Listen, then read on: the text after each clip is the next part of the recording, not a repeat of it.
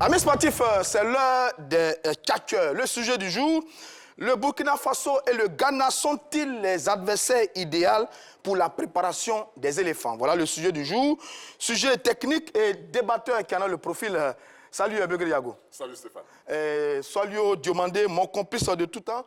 Salut à vous, salut Diomandé. Salut, c'est Roger. Un autre catcheur de très grande qualité, il s'agit de Mohamed Balo, qui est en ce moment dans la grande commune d'Abobo. Salut Mohamed Balo.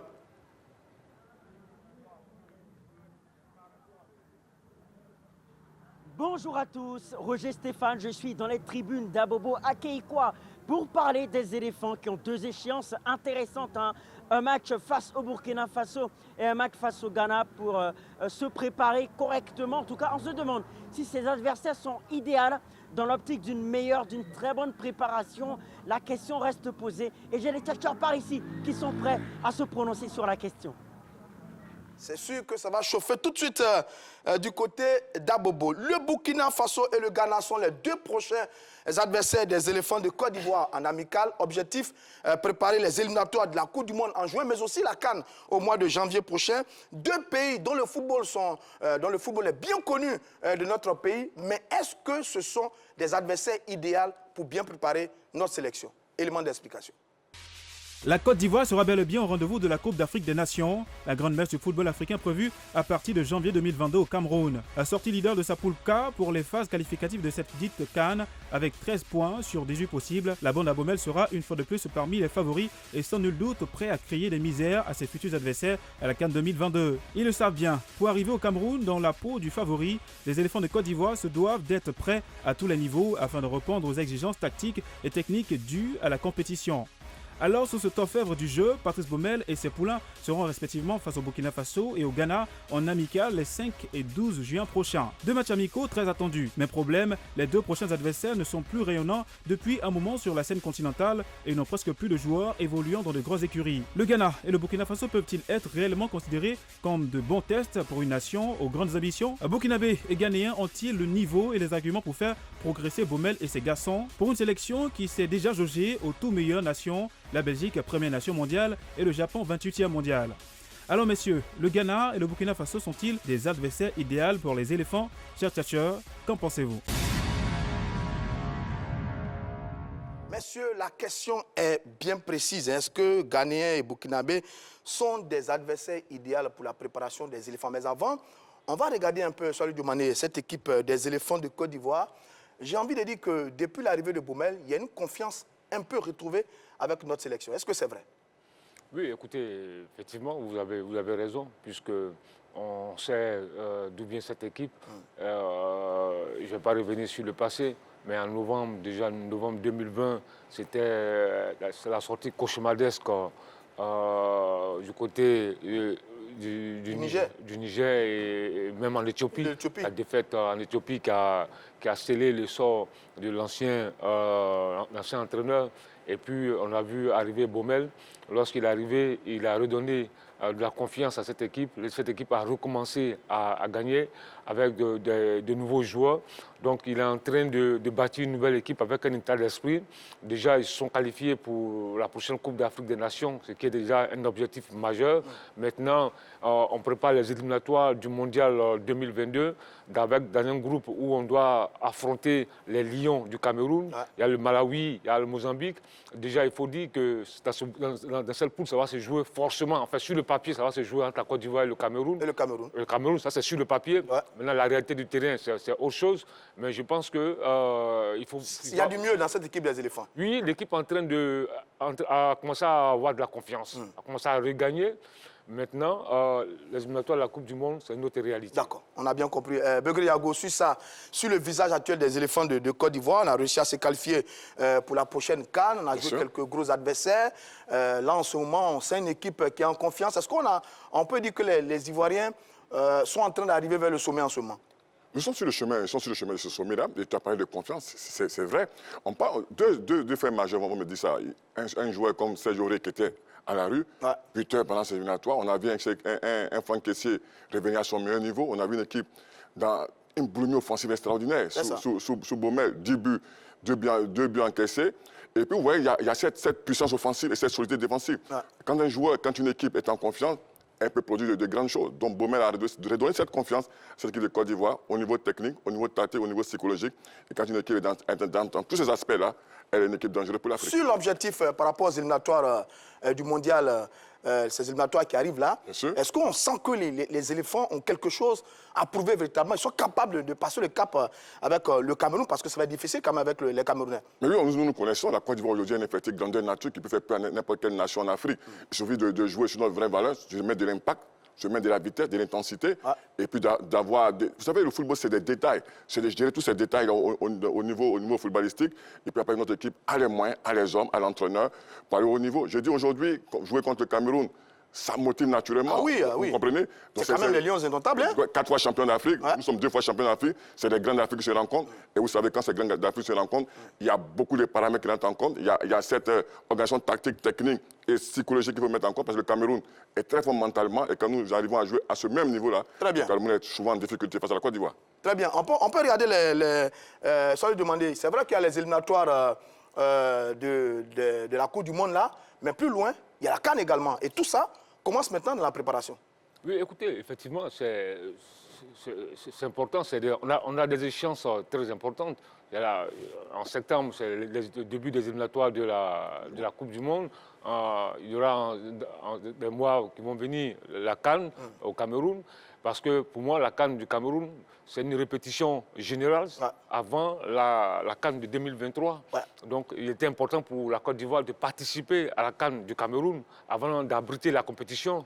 Donc, je pense que là, parce que l'objectif, c'est de préparer une équipe pour 2023. Ouais. Mais cela ne veut pas dire... Ça a commencé maintenant. Oui, ça commence maintenant. Cela ne veut pas dire qu'on va à la CAN au Cameroun pour ne pas gagner. Ouais, c'est bien ça. On va pour remporter une équipe comme la Côte d'Ivoire. Lorsqu'elle participe, elle doit forcément gagner. Et aujourd'hui, on a les hommes, on a l'effectif. Moi, je dis souvent, et ça fait rire certaines personnes, je dis avec cet effectif-là, c'est demi-finale ou rien. Ouais.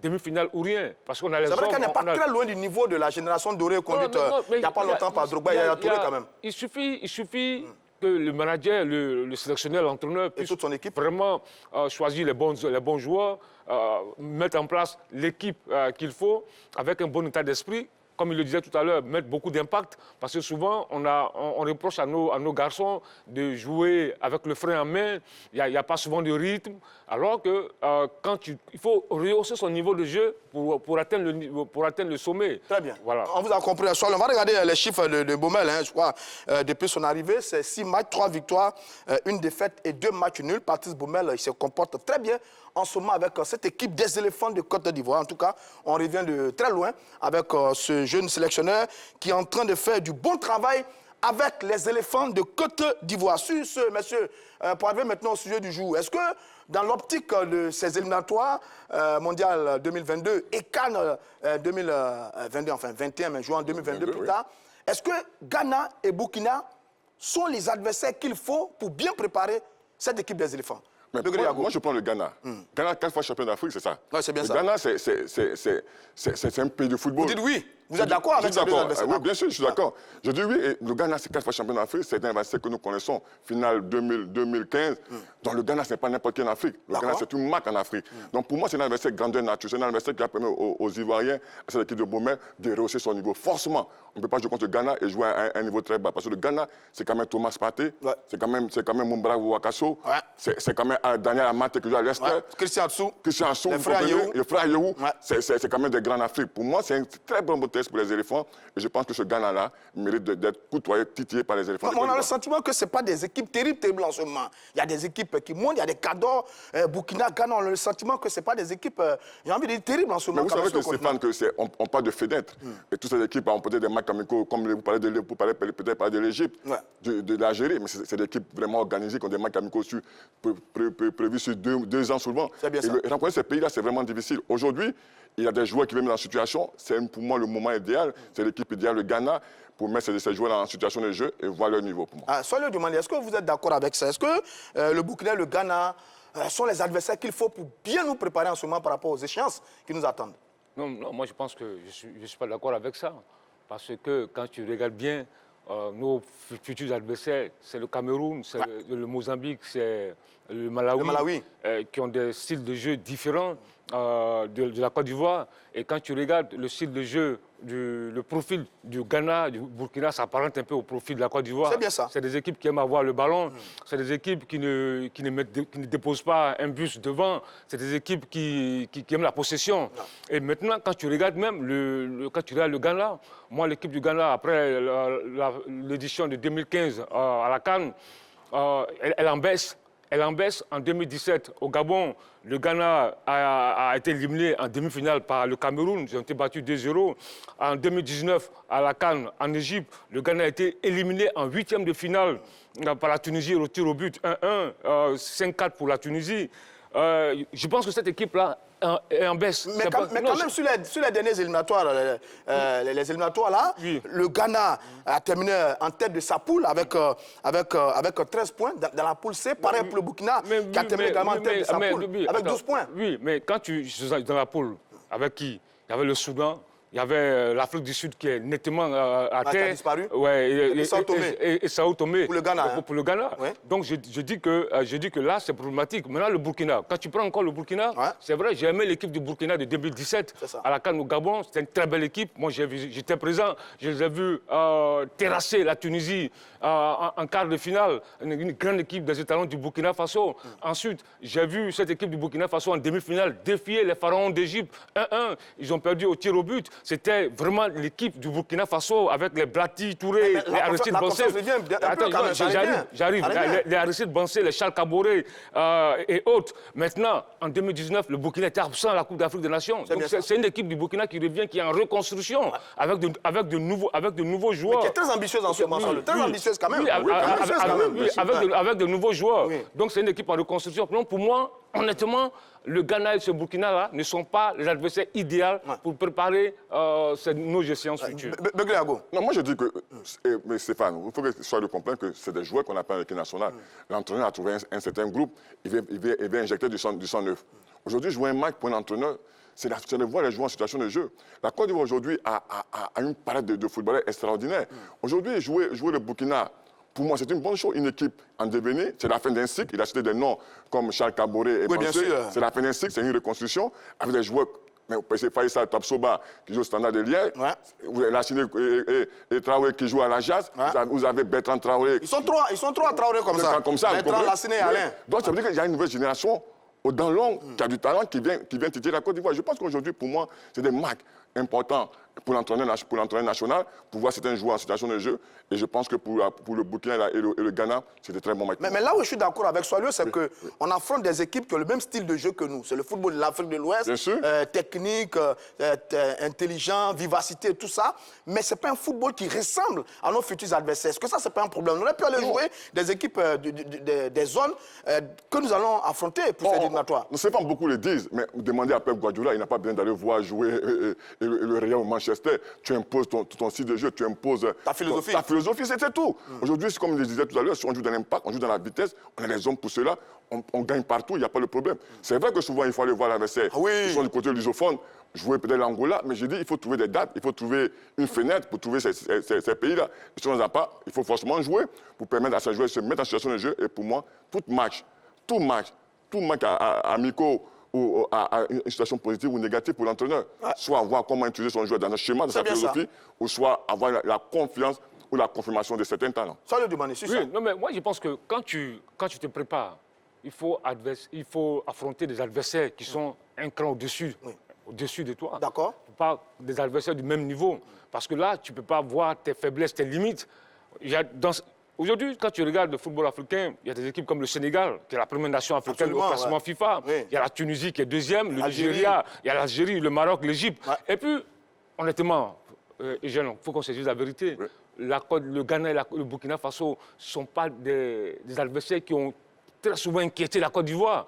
Excusez-moi, j'ai du respect pour le Ghana sur ces dernières années. Le Ghana, c'est parce que les Ghanéens, quand même... Le Ghana, c'est quand même l'Allemagne de l'Afrique.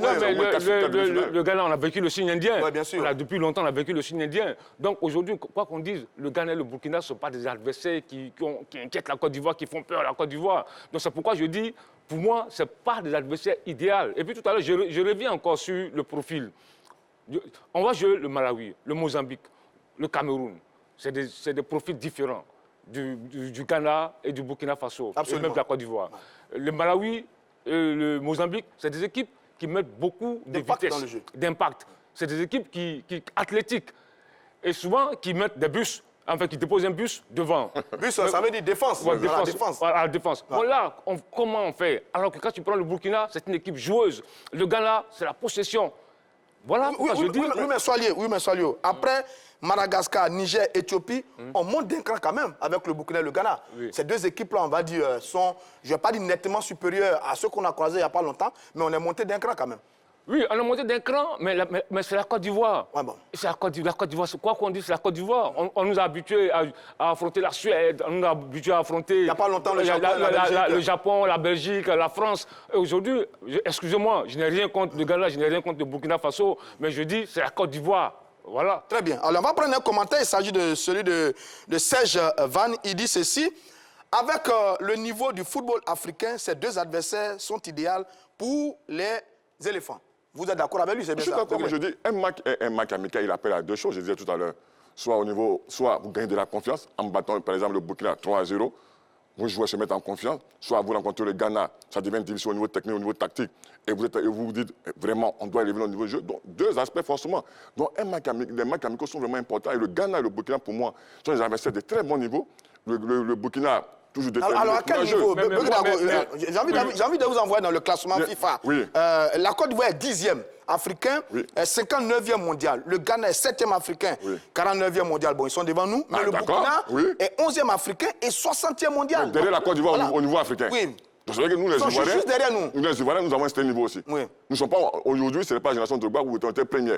Nous avons régressé, nous sommes en construction. Ouais. Donc, il faut être humble. D'accord. Charles ne met pas du Japon, il ne met pas de choses. Mais c'est une génération extraordinaire. Et il y a Touré, Didier Drogba. Donc, c'est plus la même génération. Est-ce que les éléphants... Récemment, on a affronté le Japon.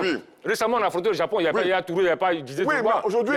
Voilà. Non, c'est une fenêtre, peut-être, c'est un match qui a été trouvé depuis longtemps qu'il fallait combler. Très bien. Donc, aujourd'hui...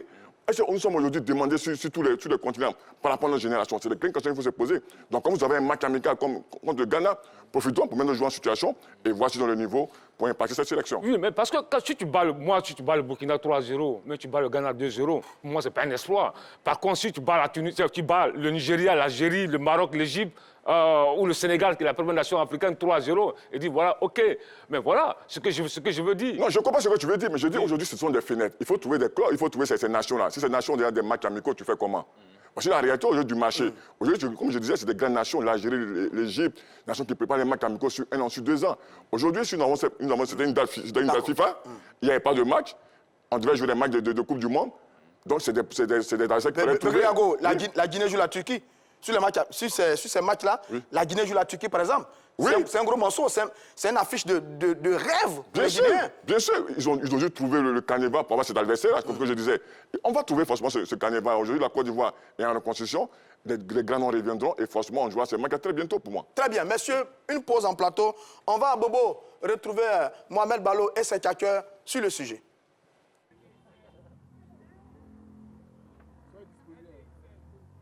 Et oui, Roger Stéphane, ils sont nombreux autour de moi pour répondre à cette question. Alors, messieurs, est-ce que le Ghana et le Burkina Faso sont des adversaires idéaux pour les éléphants de Côte d'Ivoire? Un bon adversaire pour la Côte d'Ivoire, parce que le Ghana, d'abord, a été déjà 4 fois champion d'Afrique. Et le Burkina est une équipe en devenir. Voilà, donc pour cette préparation, le Burkina est une bonne équipe pour la Côte d'Ivoire. Le Burkina n'est même pas à la hauteur. Le Burkina n'a aucune canne. Voilà. La Côte d'Ivoire a 2 étoiles. La Côte d'Ivoire n'est pas n'importe qui. La Côte d'Ivoire doit se comparer aux Ça, c'est pas un souci même, c'est rien. C'est rien même. Qu'est-ce que les États-Unis, voire même l'Allemagne, mais pourquoi toujours se comparer aux mêmes équipes qu'on a l'habitude de se côtoyer? Il n'a pas une équipe insignifiante aussi parce qu'ils ont joué une fois une finale de Coupe d'Afrique avec l'Égypte. Donc on doit les prendre aussi au sérieux. C'est vrai qu'ils n'ont pas aussi de positionnement comme la Côte d'Ivoire, mais ils sont une équipe à prendre au sérieux. Voilà. C'est vrai que le Burkina, c'est pas le Burkina seulement, il s'agit aussi du Ghana. On joue contre le Ghana aussi. Pourquoi vous basez sur le Burkina? selon moi, ces 2 équipes ne sont même pas à la hauteur pour la Côte d'Ivoire. Parce que jusqu'à présent, la dernière CAN qui s'est passée, la Côte d'Ivoire a frappé le Ghana. J'étais là. Dès maintenant, on peut aller jusqu'au Maroc. On peut aller jusqu'au Maroc. Jusqu'au tir au but. C'était une chance même qu'on a remporté la Coupe d'Afrique. C'était une très grande chance. Le Ghana a un parcours historique par rapport à la Côte d'Ivoire en Coupe d'Afrique. Donc ne sous-estimez pas le Ghana. C'est une équipe à prendre aussi au sérieux en Coupe d'Afrique. Ceux qui doivent jouer une compétition, peut-être nationale, voire même internationale, qui doivent se comparer, ou bien jouer un match amical contre Akekwa Village. À travers ce match-là, la CED va regagner quoi de nouveau sur son football? Non, entre nous.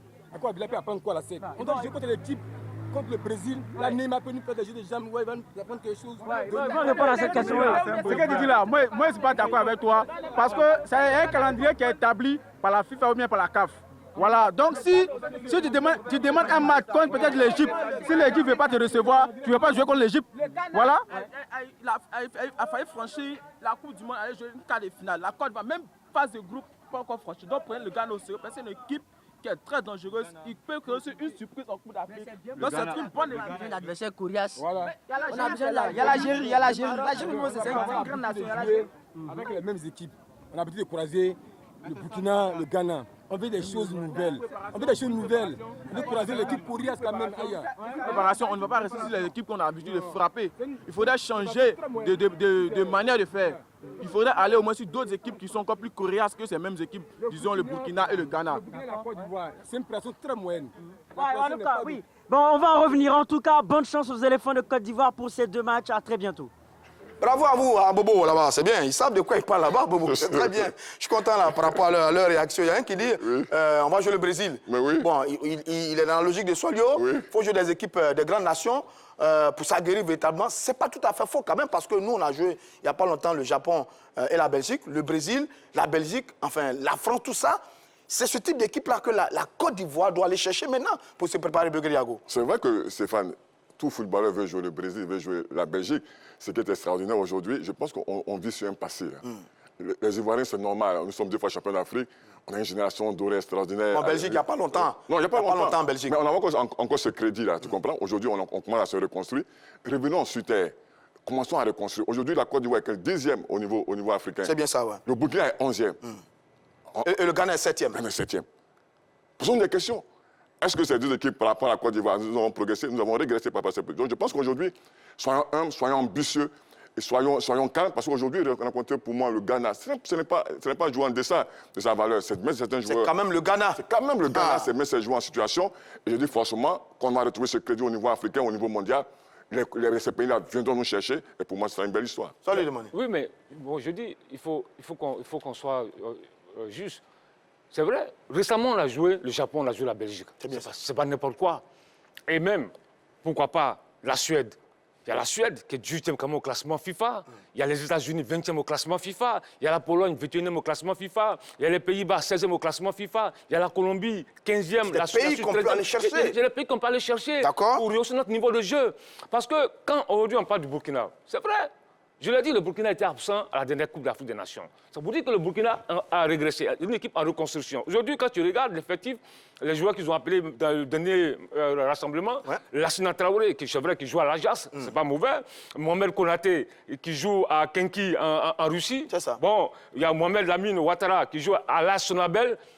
C'est au Burkina Faso. Il y a Armand Guira qui joue au Danemark. Mais il y a aussi le bon Tabsoba qui joue à Leverkusen, puissant défenseur en Allemagne. Il y a Draman Nikiema qui joue au Roya. Issa Kabore qui joue à Malines en Belgique. C'est des jeunes joueurs, une équipe à reconstruire. La Côte d'Ivoire, il a dit on doit retrouver notre rang. Quand on doit retrouver notre rang, si on veut retrouver notre rang... Mais on n'est pas les seuls dans le cas quand même. Regardez, l'Algérie joue le Mali, le Sénégal joue le Cap-Vert, le Maroc joue le Ghana, et après le Maroc joue le Burkina. Je dis tous ces pays sont un peu dans la même logique par rapport à ces adversaires-là. Quand tu dis l'Algérie joue le Mali, mais tu sais très bien que les Algériens ont souvent eu du mal avec les Maliens, tant en club qu'avec la sélection. Le Mali constitue l'une des bêtes noires de l'Algérie. Vous voyez? Donc, voilà. Donc là, ils choisissent, c'est pas comme ça, ils ont choisi le Mali, parce que le Mali a toujours réservé c'est 2 styles de jeu. Non, mais il y a quand même un Côte d'Ivoire Ghana qui est quand même l'image de finale de Coupe d'Afrique.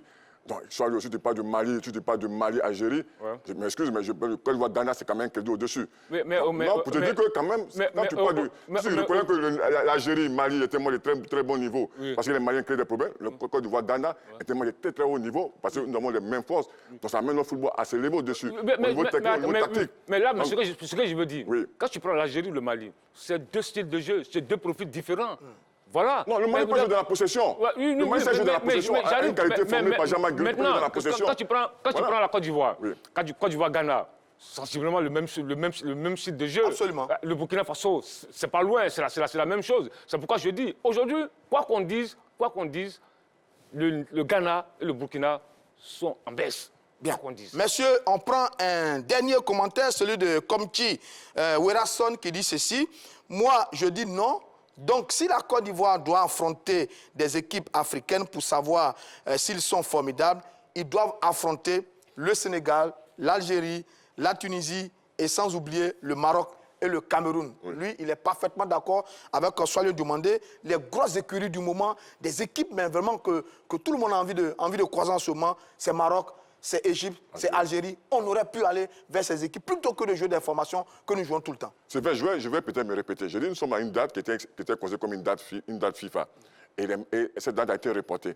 Ces adversaires avaient déjà des matchs amicaux. Mais je dis, aujourd'hui, la Côte d'Ivoire n'aura pas peur d'affronter l'Algérie ou l'Égypte.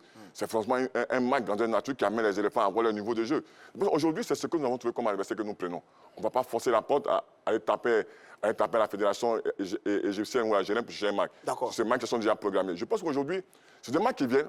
La Côte d'Ivoire n'aura pas peur pour moi d'affronter. C'est pour la Côte d'Ivoire un moment extraordinaire de voir son niveau. L'entraîneur est dans une construction, il veut mettre cette équipe en confiance. Pour moi, ces matchs sont des matchs pour permettre à l'entraîneur de juger son groupe, les nouveaux qui arrivent, permettre à l'entraîneur de les voir en situation de jeu. C'est bien ça. Et permettre à l'entraîneur aussi de voir s'ils ont la culture du moyen national, parce que jouer en club. Ouais, parce qu'il y a des nouveaux là dans l'équipe. Voilà, jouer en club, c'est bien, mais l'équipe nationale, c'est une autre mentalité, c'est une autre culture. Et pour moi, l'entraîneur, ces matchs-là, on donne de la confiance, ou souvent on va mettre en difficulté certains joueurs. Et pour moi c'est des... Très bien. Là où je suis d'accord avec Burgi Yago, c'est que on peut avoir des équipes super motivées. Tout le monde a envie de jouer la Côte d'Ivoire, notamment les Burkinabés. Je pense que ce match amical il va avoir une saveur particulière. Hein? Mais justement, et ça peut... Justement, ça peut les motiver. Ça peut les motiver, parce que c'est la Côte d'Ivoire. Mais je dis... Donc ça peut être une belle opposition, belle adversité. Oui, moi je dis, depuis, tout à l'heure, on a parlé de Baumel, tout le monde, c'est des propos dithyrambiques à l'endroit de Baumel, qui fait du bon boulot, tout ça. Ouais. Mais moi, pour l'instant, je l'observe. Je l'observe parce que pour moi, quand tu joues le Niger, tu joues l'Éthiopie, Madagascar et autres, la Côte d'Ivoire, tu te qualifies, ce n'est pas un exploit. Mais moi, je vais commencer à le juger lorsqu'il va affronter le Cameroun, lorsqu'il va affronter le Nigeria, le Sénégal, lorsqu'il sera capable de mettre en place un vrai projet de jeu, de mettre en place donner à la Côte d'Ivoire une identité de jeu, une vraie équipe de Côte d'Ivoire. Là, je vais commencer à le juger. Mais pour l'instant, il va battre le Burkina peut-être, il va battre le Ghana. Mais ça, c'est pas très sûr. Ça, c'est pas très sûr. Non, j'ai dit peut-être. Voilà, mais là, moi, je l'attends encore. Très bien, on a presque fini. Justement, comment aborder ces deux matchs amicaux, Burgi Yago? Pour moi, c'est un match amicaux où l'entraîneur ne va pas se poser, l'entraîneur sera serein et calme. Pour lui, il a déjà dans ma tête une équipe. Il cherche il y a des joueurs qui sont quand même trentenaires, comme Pérez Sérédier. Il faut remplacer certains joueurs, amener des jeunes, du sang neuf. Il faut trouver le cocktail pour trouver cette bonne équipe nationale de Côte d'Ivoire. Donc, ces deux matchs amicaux-là vont être joués. Pour d'autres, ce sont des matchs vraiment en jeu, parce qu'il faut gagner sa place. Il faut se faire de la visibilité. C'est ça. Et pour d'autres, ils seront dans un confort. Je parle un peu de gens comme Sayore qui sont depuis longtemps assis. Mais on ne veut pas en sélection comme un sénateur. On vient toujours pour mouiller le maillot. Ils savent qu'aujourd'hui, il y a des jeunes qui tirent derrière. Ils sont obligés d'élever le niveau de jeu. Bon. Donc je pense qu'aujourd'hui, pour moi, c'est des matchs vraiment importants et qui me donnent à la Côte d'Ivoire de jauger quand même certains joueurs. J'avoue que nous, on sera très heureux de revoir Sébastien Haller sur le front de l'attaque des éléphants. Est-ce que ce sera des matchs bénéfiques pour les éléphants, finalement? Oui, absolument, parce qu'on va avoir d'autres de nouveaux joueurs, parce qu'il a fait appel à des joueurs, il y a des joueurs qui veulent voir. Et puis surtout, moi je lui dis, si nous suit, il est grand temps, au cours de ces deux matchs-là, laisser Gou sur le banc. C'est un gardien. Et c'est un autre gardien, Sangaré, pour qu'on puisse le voir réellement en situation de jeu. Comment Sangaré va se comporter devant Willy Boli, devant Aurier, devant Wilfried Canon. On veut voir tout ça. Parce qu'il faut créer des automatismes ce défenseur doit créer des zones avec un autre gardien, pas seulement Gbou. Si Gbou, le jour que Gbou a des problèmes, on fait comment? C'est maintenant qu'il faut régler. Voilà, c'est maintenant. C'est match amicaux là. Voilà, et là, il a l'occasion de 2 matchs amicaux de voir un autre gardien de but. Ça, vraiment, moi, j'insiste là-dessus. Je suis pas d'accord avec vous. Oui, parce qu'on joue avec le feu. Mais lorsque... Je ne suis pas un oiseau de mauvaise augure. Mais je dis, mais il faut prévoir. C'est aussi le rôle du journaliste. Hein. Voilà. Je de prévoir de faire attention. C'est un entraîneur qui est quand même intelligent, qui s'adapte, qui dévance. Et je pense que ce que tu as dit, il va l'entendre, parce que je suis d'accord avec toi pour dire qu'aujourd'hui, ce n'est pas en demi-finale de la Coupe d'Afrique que tu as fait jouer Badara. Il faut qu'il prenne ses repères.